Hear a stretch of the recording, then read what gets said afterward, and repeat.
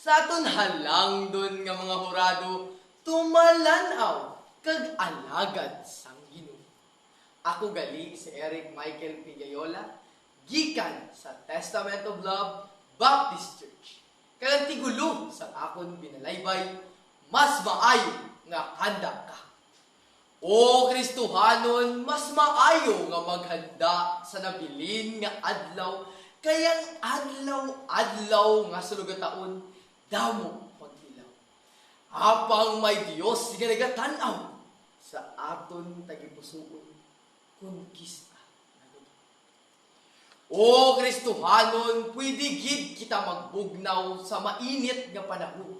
Halainom ka, iced tea, milk tea, basta hindi lang kalibutanon nga gawi, pagti nawi.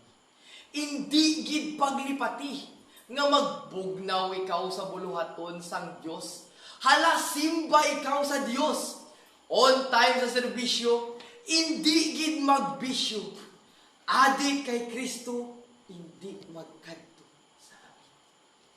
O Kristohanon, padayon sa pag-alagad, pagtubo, agud kalag maluwas.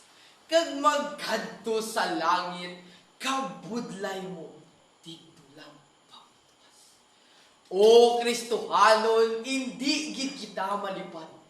Kabuhi talipot lang gid. Bisan damo pa kita gamit. Manggad, propidad, alahas, pulsiras, gahom agud sila magdayaw sa imo. Kalipay lang tyapon paglan. O Kristohanon, magpadayon sa pagwali sang iya pulong, labi na gid sa kalag nga gahulat sa panimalay. Gahulat sa kamatuoran nga makamuklat. Bisan sagad pa kita mag-English, pero wala man gasugid sa iya pulong. Wala bili sa Dios nga mili.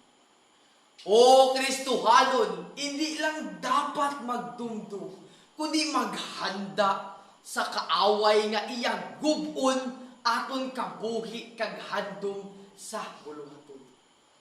O Kristohanon, dapat gid maghanda paagi sa pagbukad sang iya pulong, palangga ang Dios, hindi kanya pagpabayaan.